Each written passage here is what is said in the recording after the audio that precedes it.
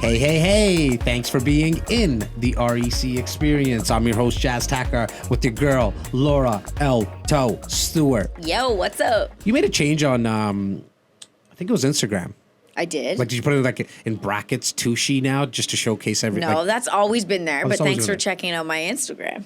I wasn't creeping on your Insta. Just kind of came up. And so if you're not following Laura, what is your handle there on Instagram? It is Laura Stewart TO. Make sure you also follow REC Canada on Instagram. A lot of our content's going there. So if you're watching here or listening, as I always say, if you're listening and driving, make sure you pull over like now and follow us and subscribe to our channels. It really means a lot.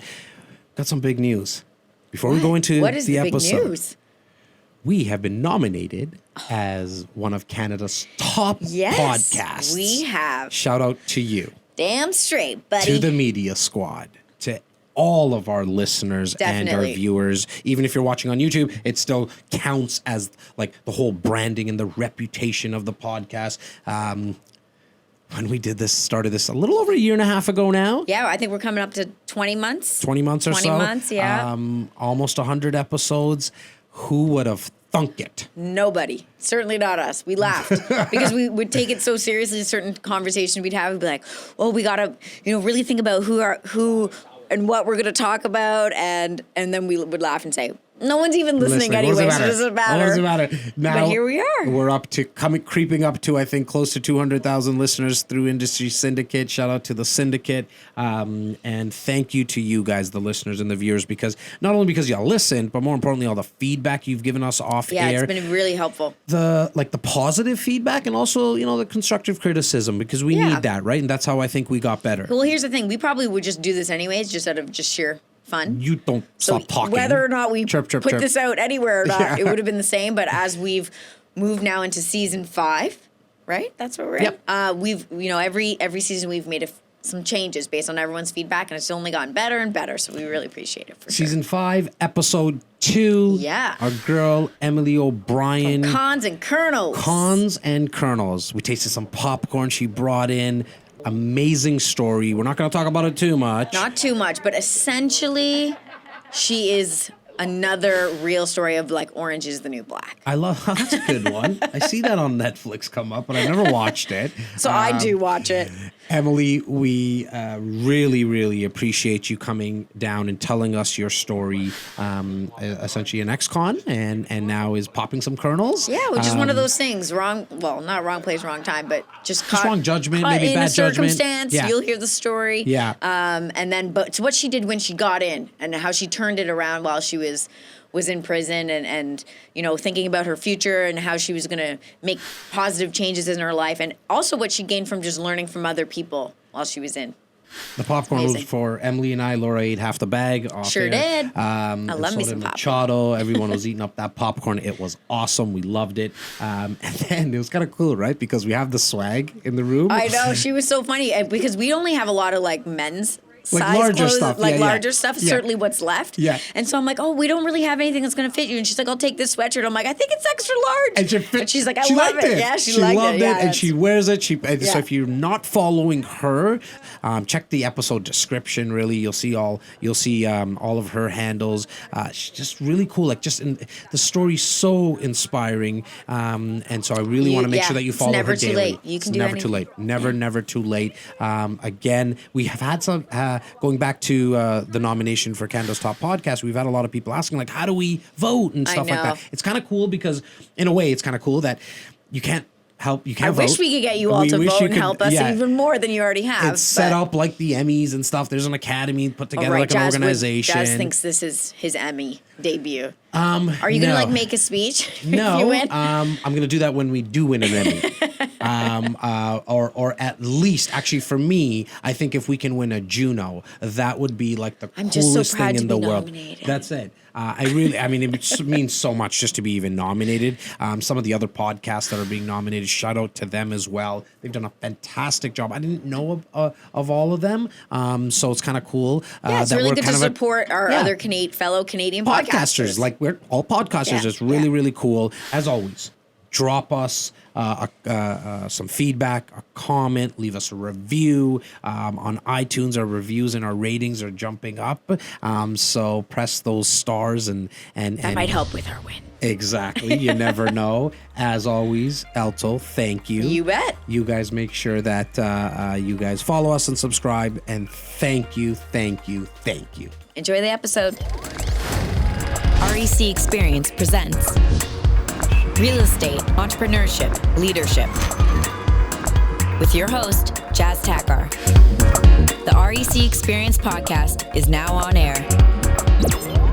When we started this podcast about a year and a half ago, the first few episodes, probably like the first 10 episodes, were all kind of real estate. And at that time, I remember sitting down with Simos and Laura and saying, look, I'm starting to get a little bit bored of talking about the fact that you need a home inspector, you need a lawyer, how do you buy a home, and that you need to speak with a mortgage broker. I knew that it would be neat to mix that stuff in. My thought process at that time was to tell cool stories. How do we sit down with people? How do I get to even sit down with people and allow listeners and viewers to essentially be a fly on the wall of cool conversations with really interesting people? And today, my guest is none other than Emily O'Brien from Cons Kernels. Thank you so much for coming into studio today. I'm so excited. Like, I can't wait for the viewers and listeners to hear your whole story, how Cons Kernels started. Mm-hmm. We're actually going to try some. Laura's bringing in a bowl right now that we're going to start trying. The holiday flavor. This is the holiday flavor. I've already had some. I'm definitely going to dip into that in a second. I want to talk about all things popcorn and entrepreneurship. But before we get started, just tell me a little bit about like I'm a comic book guy, right? And so I like origin stories and stuff. Tell us a little bit about where you grew up and all that, and then we'll get into the actual meat of your story. So the floor is yours, my girl. Sure. So I'm 31 years old. I grew up in Hamilton, Ontario. The Hammer. Yeah. I went to Catholic high school. It didn't really work out, so I switched to public school. Okay. What grade was that? Like, when did you? I switched in grade 11. Okay, cool. Okay. Yeah, I just wasn't getting along with people, even with my teachers there. I think I was also going through that prime rebellious phase. Yeah. So I switched to public school, and I did a lot better there. I graduated with honors. So yeah. So what was it? Did you focus more into it, or was it the teaching? What was it? What do you think it was that allowed you to go from not really caring too much and not feeling comfortable in the Catholic system into public, and then going and graduating with honors? That's a pretty big change. Or were you always into school? Did you like certain subjects? I liked learning. Okay, but got I it. also liked meeting new people and kind of getting used to the social circles. That Right. was fun for me because I was pretty introverted as a child. I played team sports, but I didn't have a lot of friends, I would say. I had a couple close friends, but not a big circle. Definitely not the circle that I have now. Got it. Spent a lot of time at the library. So then what about post-secondary school? Did you, after, what was after high school then? Yeah, I did a gap year. I worked. Okay. And then I also went to Costa Rica because I was thinking, nice. Yeah, I went for a month. Wow. Yeah. By yourself? I went with another organization. Okay, cool. But I ended up leaving the organized trip a week early and just traveling by myself. It's always in you. I can Sleeping tell. in hammocks. Yeah. Okay, bye. Later. That's awesome. So you're there for a month, come back, and now you're starting to think, okay, I'm going to go to university, college. What happened next? Yeah, I really loved traveling. Okay. So I went to Costa Rica to see if I liked doing international work. And so when I was down there, I did a lot of volunteering. And I really liked the way that made me feel. It made me feel proud of the work that I did. And I really liked seeing the happiness that other people could cultivate in other countries with so much less. And so I wanted to bring that energy back to my work ethic and whatever I was doing in Canada. Okay. And then potentially abroad in the future. And so I actually went to Guelph for international development. So now we finished university. Where are we at now? I went to Indonesia for 8 weeks. And worked for the Ministry of Foreign Affairs. And I know this sounds really fancy, but I was the only one that applied. So I got the job. Because no one else wanted to go to that other part. Everyone had the stigma that it was oh no, it was super religious and everything. And I was whatever, you know what I mean? Screw you guys. I'm going. Okay. And so I went there for 8 months. I fell in love with the country. 8 months. I got That's to stay a long with time. Host families. So and then I ended up going back again a year later. Okay. Yeah. And then I came back. I worked a corporate job when I came back. Okay. And where was that? Pitney Bowes, selling postage meters. Okay, cool. Yeah. Just not what you wanted to do. Like, I'm trying to kind of get in the framework. Yeah, like I came back and every job that I applied to with an international development degree was like, you need 3 to 5 years experience. Literally every job. So I was like, okay, I'm just going to apply to like gain some sort of corporate skills in the working world, and then maybe I can try to tweak it for future positions. Now let's talk about, and I know you've been going around a lot of media outlets, and thank you for that. Really, really, really thank you for that, because people are starting to get to hear your story now. So what happened? What happened? And then we'll talk about the name and how that came about. Sure. So in high school, I mentioned that I kind of got into like the drinking, the partying, because I was an introvert, and I was like, I don't know what to do. But then I did know what to do, and I had a couple drinks or whatever. I got into like the harder drugs, not too much. Okay. Because I was like poor, right? Everyone's poor in high school. Like, I don't know. Obviously, yeah. You don't have that much money. I was Just going to No Frills for lunch, like exactly. dollar days. Like yeah, for sure. So I pulled my socks up in grade 11 and 12. Like I'd kind of studied education and what I needed to get into the institutions that I wanted to get in. So in order to get into university, I knew I needed good grades in grade 11 and 12. And my parents were on the verge of almost kicking me out of the house at this point because I was just being a hellraiser, like totally disrespectful, running around with different guys, like not coming home, being brought home by police, just getting into a lot of trouble. Yeah. Yeah. What a lot of teenagers do, right? Yeah. But they were just like, listen, if you don't kind of clean up your act, like we can't handle you anymore. So I was like, you know what? My parents really love me. Yeah. And I really love them. And I need to stop being such a prick. Yeah. Basically. Yeah. And so I pulled my socks up, got into the university that I wanted. I got into all the universities of my choice. Okay. Yeah, and then I ended up choosing Guelph because it was close to home, but like far enough that they couldn't just like surprise and come over to my house or something. Yeah. They're gonna have to call you something, right? Close enough to bring me groceries. Yes, but far enough to not just come every night. Kind of thing. I get it. Yeah. I love the thought process there. Yeah. So I was like, okay, I can manage like my substance abuse and my school. Same thing in university, first and second year. I don't know, I got like 60s. I had to be above 60 or else you're on academic sanction, right? But I got into trouble on campus. I got like kicked out of residence for like starting a food fight. Okay. And then I was like banned indefinitely for life from residence after this. Okay. And I was like, oh my God, like what am I doing? So third and fourth year, like, and I guess 4.5 years, I was like, I really honed in on my courses and all the tough courses because I knew that I was good at writing essays. Like those were a breeze for me. Well, I love that, right? Because you were self-aware.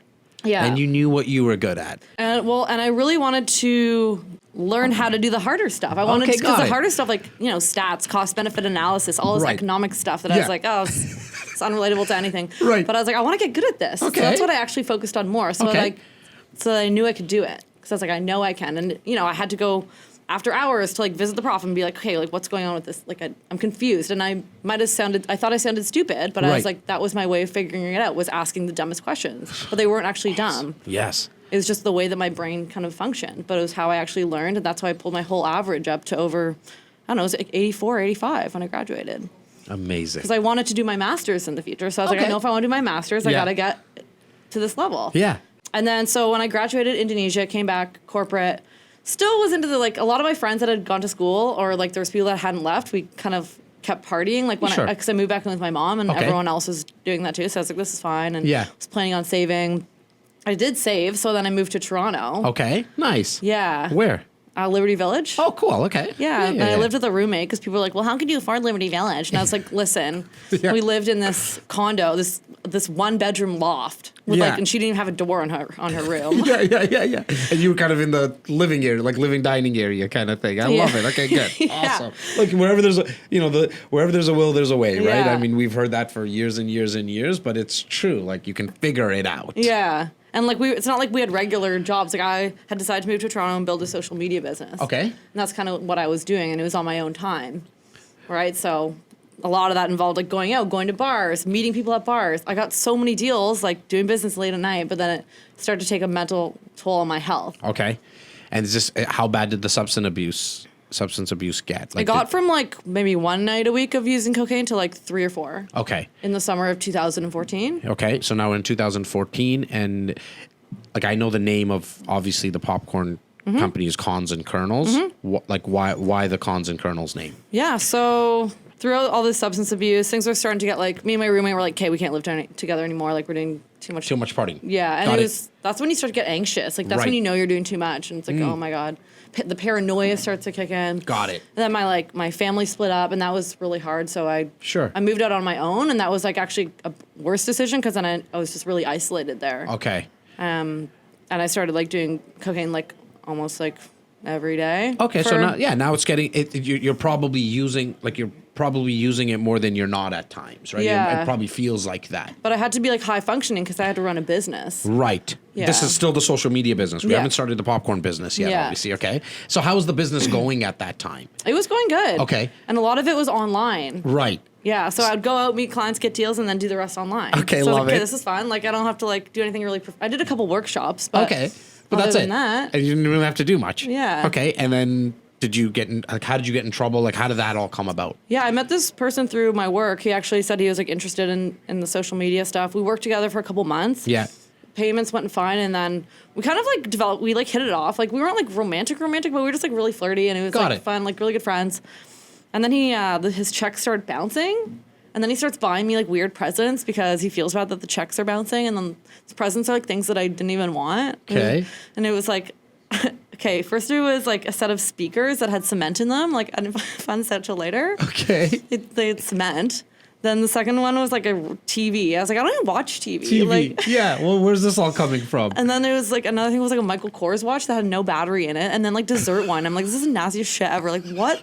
Give me the money. Yeah. Like, Where's the money? stop screwing me around. Yeah. So the work that I was helping him in was like helping his car business like build their social media account. Okay. Got it. And he's like, oh, okay, I found this. He's like, sorry for all this like mess up stuff that's been happening. Like, I got this like cool car for you. Like, I want you to have like a nice car, and like I'll split it with you. Okay. So it's like 20 grand, but I'll cover the first 10 and Okay. you cover the second 10. He's like, but I need it like right away, the money. Give it to him, and then I never end up getting this car. Yeah, and it's like Okay. excuse after excuse. It's like, well, I can't get it. Like, and I'm just like, okay, this is like going to be ridiculous. And he's Right. like, you know what? Forget about everything that's happening right now. Like, let's just go on a trip, and you know, the car will be ready for you when you get back. Okay. I'm like, I was still drinking at the time, so I was Right. like, okay, I'll just believe the best in him, and Yeah. it wasn't like seeing rationally. I was like being emotional, and I was like, okay, Yeah. just being an idiot. Yeah. And then I agreed to go on this trip with him, but he comes over like a couple days before. He's like, oh, I just want to tell you something.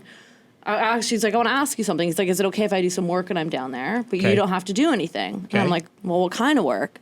And he's like, oh, I have to, bring some drugs back. But don't worry, like, you won't have to do anything. Like, just come. It'll be a nice trip, like, all-inclusive, everything paid. Okay.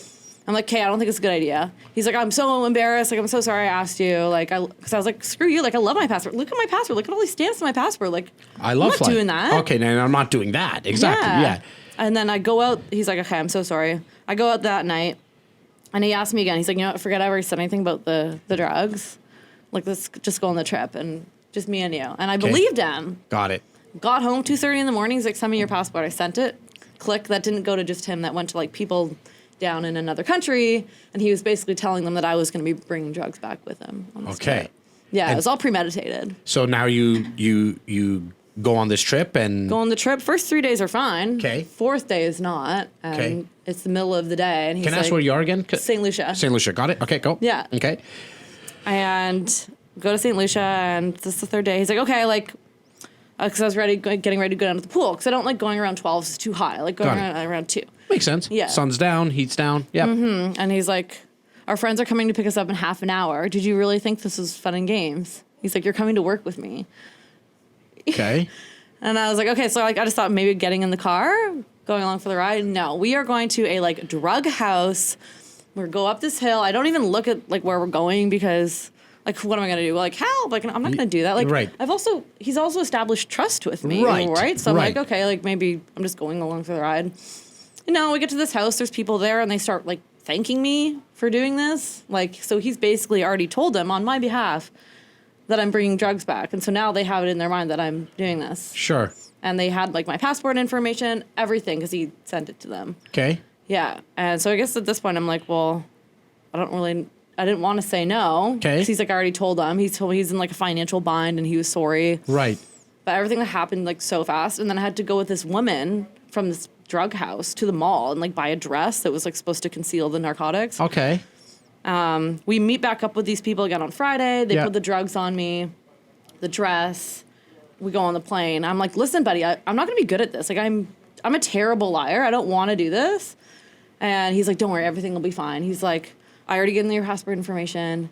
And he didn't want me like out of his sight for the last 2 days. Obviously. Yeah. Okay, makes sense. Yeah. Yeah, so I was like, okay, I guess I'll just trust you and like hope for the best. Like but I warned him. I was like, I'm not. This is not going to be good. He gave me no coaching other than that. So now you're at the St. Lucia airport. You Yeah. come back to Toronto? Yeah. So come back to Pearson. Yeah. And is that when they found the drugs or? Yeah, because I'm like really nervous. Like Sure. I don't really know what to do. Like I'm mad at him because like, you know, I feel like I'd been tricked, but I was also really mad at myself because I knew that I had a role to play. Right. And I knew I should have known prior to this, right? Like there are all those red flags and Right. those alarms. Yeah. But the vodka hit the snooze button is what I like to say. Vodka hit the snooze button. Okay, got it. Yeah. So now, do you get arrested in St. Lucia or is that happening? Does that happen in Toronto? Happened in Toronto. Oh, so it's when you landed. Mm-hmm. Okay, so talk to me a little bit about that. How long are you like? What you're going through the case and how long was this whole process? It was really long. Okay. Like I'd never been involved. Like I got a minor DUI in 2009. So Okay. I'd never been through something like as Well, this is Crazy. a lot more serious now, right? Yeah, but Obviously. I was just completely ignorant to how the whole legal system worked. I wasn't like, oh yeah, that'll get me 3 years if I do that. You know. Can I ask hit how the much joint, it was? Right? How much cocaine were you bringing 2 over? kilograms. 2 kilograms. Yeah. Okay, and so then how long do you get arrested for then? So I was placed in holding, and Okay. then they test the drugs. Got it. So I was arrested by like the CBSA officer, and then I was formally arrested by the RCMP. Wow. Yeah. Wow, that And must then- have been really like scary. It was scary, but I still had it in my mind that I was going to get to go home, that this wasn't that big of a deal. That, you know, like if he did everything he said he was going to do, everything was going to be fine. And he was just telling me so many lies and I believed them all. Like he had no idea what he was doing. So now you get arrested. Yeah. How long are you in jail for now? Like, so 2.5 years? The weekend. The weekend at Yeah. that time, okay. My parents are up north. Like my mom's up north. They call her. They're like, your daughter's been arrested. I'm supposed to be in a wedding in a week, a bridesmaid, and my sister's calling the bride being like, oh, my sister's in jail. Like the whole family now knows. Obviously. Before anything's even been like talked about properly. Right. It's just like rumors flying and chaos Obviously. everywhere. Okay. And then my parents end up getting a lawyer and they come together on the Monday and they cover my bail. To cover your bail, $50K. $50K. Yeah. Well, they don't pay for it, but it's like you have to sign it off in assets. Got it. So if- they put their house up or something like Yeah. that. Okay. Is this still going on? Just out of curiosity, the case is not going on anymore at No. this time. Okay. So what happens? Talk to me a little bit more about that then. So now I'm like put on house arrest. I have Got to it. move back in with my mom. I have to give up my dog, my condo. Got it. I have to sneakily, try to tell people why I don't live in Toronto anymore, Sure. which I'm still believing that everything's gonna be fine. Right. And 2.5 years go by of just like, it was torture. It really was. That was the hardest part for me. Like Right. that was more of a prison to me than actually going in was. Right. Because I didn't know when it was gonna end. I was getting like tortured with legal fees. Like drained my RRSP. I was too humiliated to even tell my like financial advisor why I needed the money Sure. 2 years after I put it back in. Right. Like I'm 26. I'm not 60. Like why are you pulling out your RRSP? Yeah. And unless you're buying a home, Yeah. that makes sense. But if you're not, like, what are you pulling out the RSP for? Get it? Yeah. So and that didn't even like it was like 30 grand. Then like that didn't even cover half my legal fees. Right. So I still owe my parents money for that. But like luckily they loved me enough. Right. But it's not like they had like, that money lying around. They had to like extend their line of credit and Sure. They figured it out, kind of what they had to do, right? yeah, because like prior to that, like I was like a good kid, right? Yeah. And they knew I had a good heart, and they knew Yeah. that like something went horribly You wrong. made a bad decision, if I can say. I'm number sure. of ones, Right. yeah. A number of ones, but like the one macro decision obviously had its own micro bad decisions. Mm-hmm. And so now you go in for how long? I go in on January 16th, 2018, which Yeah. is my mom's birthday. Oh, okay. I got a 4-year sentence. So that sentence, Yeah. despite the 2.5 years that I spent going through the court system, doesn't Yeah. count. Right. So my sentence actually started on January 16th, 2018. 2018. Yeah. You're in there. I mean, obviously, being in prison is being in prison. Are you starting to like? What's going through your mind now? I was actually ready to go. I like Got it. mentally prepared myself. Yeah. I did a lot of research. I connected with people that had done time in the same institution. Right. And like I knew that by going in and taking a guilty plea, like that was my step in taking responsibility for what I had done and like releasing some of the pain and tension that I'd put upon my family because they had to like, uproot their life. Right. And they didn't even really talk to each other because they'd gone through the separation, right? So the fact that they came together for me just showed how unconditional like their Right. love was. For sure. And how like grateful I am. Right. For the bond, yeah. Now, when does the idea start to come to you about starting a business? Well, I've always been creative Okay. and entrepreneurial, and this didn't stop just because I went to prison. Right. I also knew that like this couldn't have just happened to me. I was like, when I got there, I saw that there were so many other women in prison Okay. for the exact same thing, and I was like, why didn't I never read about this in the paper? Like, why Right. is there? Like, there's a couple stories, but you see like, oh, so and so gets arrested, and you don't see the why or how or when did the problems before start. Because that's how you can truly prevent it. You can't prevent it by watching Border Security. Like, I watched Border Security, and it still happened to me. Yeah. I watch that show sometimes too. I know. Yeah. Right? Yeah. So then I started to talk to each one who it had happened to, and it was all very similar circumstances. And Okay. I kind of realized it was all part of this, like, big pyramid scheme of, like, recruiting and grooming. Right. Just ignorant, vulnerable women who... Yeah. You know, I considered myself to have a pretty open mind. Like, I'd traveled with men before and had no problems, right? Right. So I was like, sure, I've known you for like 6 months. I'll travel with you, right? Yeah, It's not yeah. like, oh, don't travel with men ever again. Like, Yeah. that's not true. Well, it wasn't like you met him today and went tomorrow. kind of Yeah. thing, right. So I get it. There's that trust, as you mentioned earlier. There's that trust being built up, and so I can understand why you were vulnerable to it. Totally get that. Yeah. And also the fact that I like didn't have much experience in the justice system. Like, Right.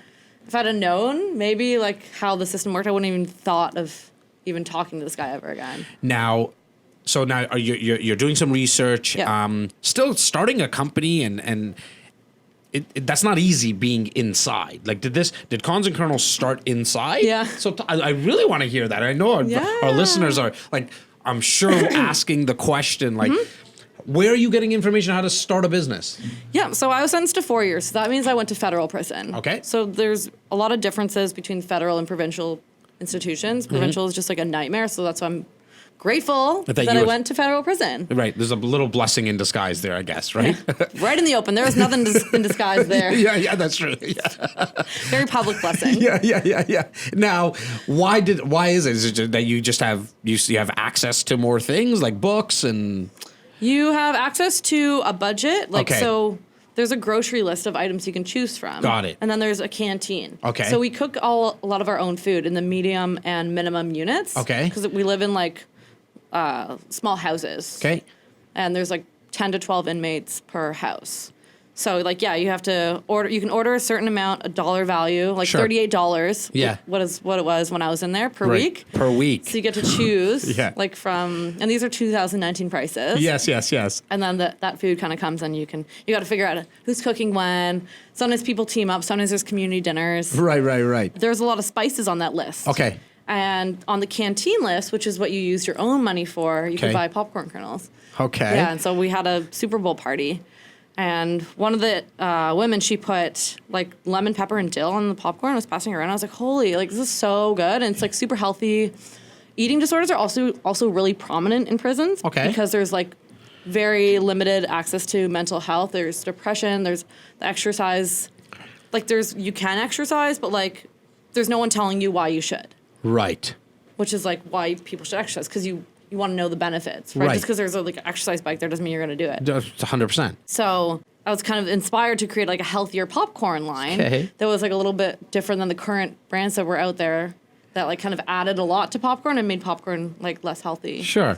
So the original line that I came up with in prison was like all healthy varieties, and then we used stevia because we had a garden. Okay. And so I'd kind of like grind up stevia and put it on the And popcorn. put it on the popcorn and figure that out. Now, were others helping you at this time, or were you just doing this kind of on your own? I had a couple of people like giving me advice and like tidbits. Okay. Yeah, and then I did like a compound-wide survey, like Yeah. to all the other people. I was like, what should I call you this thing? you got people. You might as well do a little survey inside, right? I like it. A little focus Yeah. group. I had market research sent in from outside the Okay. prison. Okay. Yeah, so I would like call my buddy on the phone. I'd be like, okay, send me in this, and this. And like what are food trends?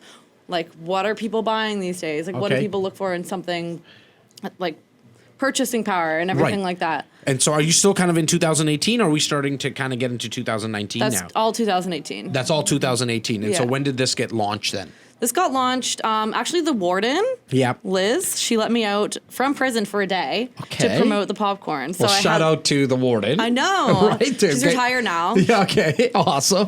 She was awesome. Yeah, she took 6 months of paperwork. Okay. And I had like my own security guard and everything. Like And so you got out that day to do what exactly? to give out free samples of popcorn. And where did you go? I went to an event called Take Back the Night in Hamilton. Okay. It's like a women's empowerment march. Awesome. Yeah. And how did that go? Like, It went great. And so what did you take with you? You took like actual like samples of the popcorn that Samples, you made? yeah. And then I brought little like cards that my business partner had made on Vistaprint and had them sent to my mom's house. And my mom met me at the event with the cards. Well, I love the fortitude. I love the fact that you didn't just get in there and quit on yourself, because we would not have this story to tell anymore. So what does make this popcorn different now? Different? Yeah. Well, the company was founded inside a federal institution. Which is awesome. By a female. And I Right. also now I have open hiring. So Okay. I hire people that have either done time, have records, Okay. or have had any kind of struggle Okay. in the past. So I provide like a safe place to work that's judgment free. Because I know you're doing a lot of that because you've obviously found that it's tough for somebody who's been in prison before to get jobs. So like, what is it? What is it that you're finding? Is it just a lot of companies are just like not touching people that have criminal records, or? There's And companies as you're that talking are. now this thing's Yeah. been staring at me this whole episode, so Yeah. I'm gonna jump in and please do That's as like a well. dangerous offender. So I have like, low risk, Yeah. which is like the healthy line, then dangerous offender. Okay, I love it. Okay. Because some people just like the sweet and sugary honey. Okay, this is delicious.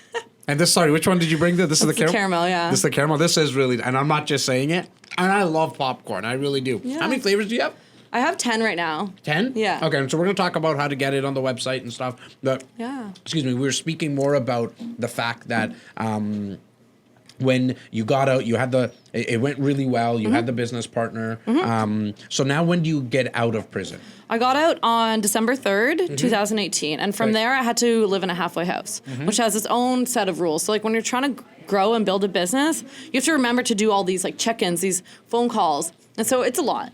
So I got a job at the gym strategically because I wanted to work in a healthy environment where I could also talk about my story and even about my popcorn. So I, Right. like, promoted the popcorn, like, what I'd kind of been through at the gym. And the gym was great by hiring me because they also have like a no judgment policy. Okay. So I went in with my prison resume. I didn't go with a regular resume. I went in with a resume that I had made that showcased all the jobs that I'd worked in prison, and I had my inmate number on it. That's very creative. I Yeah. like that. Because I believe that like people, even when you're in prison, you can like cultivate skills. Right. Especially in like the most stressful environments ever. I know you're going tonight, for example, and speaking about the fact that it makes it tough for people with criminal records. How are you educating people about this, and are you seeing a difference now? Yeah, 100%. Like the more outreach I do, Right. the better. Because there are employers that will hire, but they'll just be like, okay, we'll need you for a week and then bye.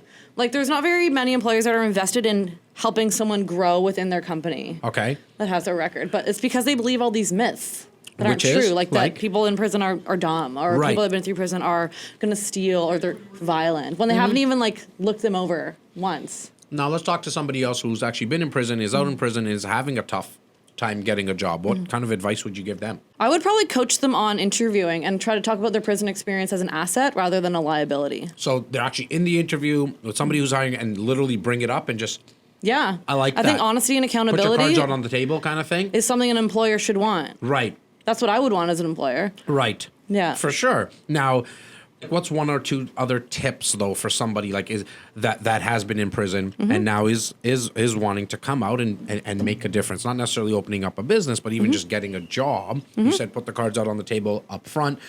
Is there certain corporations that you know of maybe, because there might be somebody watching and listening that are hiring other than Cons and Kernels? Yeah, there's definitely Crunch Fitness is one of them. Sorry, what's that? Crunch Fitness, Okay. the whole like fitness chain. Okay, That's good. where I got my first job. Well, shout out to them. Yeah. Right? I know. Now, from an entrepreneur's A lot perspective, of restaurants as well too. do you find that? Yeah. Like just like somebody who can work at the bar, a waitress, a waiter. Yeah. Okay. Where does somebody get your popcorn? So you can actually order it online. At Where? www.consandkernels.com/shop. Okay. And then you can just put in your order request, what you want, and then I'll call you and figure out the details. I love it. Call you personally. You said 10 flavors. Do you remember all flavors off the top of your head to kind of Okay. put you on the spot? Yeah, Gen cool. Pop, so that's coconut oil and sea salt. The Dillist, which is lemon pepper dill. Okay. Sin City, which is cinnamon stevia brown sugar. Love the names. Sweet Sriracha, which is Okay. sriracha stevia and brown sugar. Rosemary Parm. I have movie theater style because people just love the movie theater. Sure. What else do I have? Oh, peanut butter and honey. I have the that's- caramel or caramel town. Right. which I- That's what we're having. Yeah. Yeah, which is delicious, guys. Go I on. have candy cane caramel right now and then gingerbread caramel. And is the candy cane caramel kind of because it's for the holiday season, or Yeah. is that? And do you have that always running, or Probably after the holidays I won't. where does it get made? In Dundas. In Dundee. Oh, okay. Yeah, So yeah. you do everything like right where you were kind of born, essentially, Yeah. in that area. Yeah. I love that. Yeah. And if somebody wanted to reach out to you, how do they get a hold of you? Through the website? Through my Instagram, probably. Okay, then what's your Instagram? Like the way you got a hold of me. I love it. I mean, Machado's going to put up the graphics. But what is your Instagram? It's ems.o'brien, and then the company one is Cons and Kernels. So I always like to close these podcasts off with one tip, and it can be from an entrepreneurship perspective, a leadership perspective, just life in general. And you can speak to someone who's got like in trouble lately, or a corporation. What would be that one tip for our listeners and viewers? Okay, so the first is like the whole asset liability. If you talk about it as a liability, that's going to come off in your body language, right? So you have to look inside and you have to be like, wait, not many people went through this. This is actually like a strength. So reframe it from an asset, from a liability into An asset. an asset. I love it. 100%. The second one I would say is make memories, not memories, because when we meet people, like we have such fewer memories because we're always looking at memes, Got it. right? And when you actually meet people, have real interactions, like that's when you have, like, I think, true growth and connection. So true. And the third one is find emotional profit. Talk to me about that. Emotional profit, and I talked about this with Ryan as well. Yeah. Is doing work that actually makes you feel good. Not just feel good temporarily, not like a high, but like work that actually makes you feel good. So like for me, when I'm getting letters from people that are in prison and they're like, you're really inspiring me that I can actually succeed and do well. When people are calling me and be like, hey, I got a job with this organization, or hey, how can I conduct myself in an interview? And then they call me back and say, hey, I got the job. That means I know that I'm doing good work. You're making a difference. Yeah. And it probably keeps you up at night and makes you jump out of bed in the morning because you're really doing something that you're passionate about. Yeah. Does that kind of make sense? I love the word emotional profit. Yeah. It's going to be something that I'm going to use as well. Yes, good. Because I truly believe in it. I call it just essentially living with passion, and finding something that you can do, like whatever your hobby would be, and if money didn't matter, like do that, and it will be some interesting things will happen. The right people and the right opportunities will always kind of come in your path. Does that make sense? Emily, thank you so much for doing this. You drove in, you brought us popcorn, so just for that, I love you. Yeah. But really, your story, and for anybody who's watching or listening, like, think you might not have been in jail. You might be going through something, but don't give up. There's a lot of hope. There's people that you can sit down with and talk to. I as my listeners and viewers know, I say it a lot, like, get really quiet, shut out the noise as much as you possibly can, and then that will at least to hopefully give you some clarity in getting the right people and the right help. Thank you so much. Thank you for having me. Awesome. Great job. Wow, that was fun. This has been the REC Experience Podcast with Jazz Takhar, an REC Canada production. Hey guys, thanks so much for watching and listening. Please take a second right now to subscribe and follow us on whatever podcast platform you're watching or listening. It means the world to me. Thank you.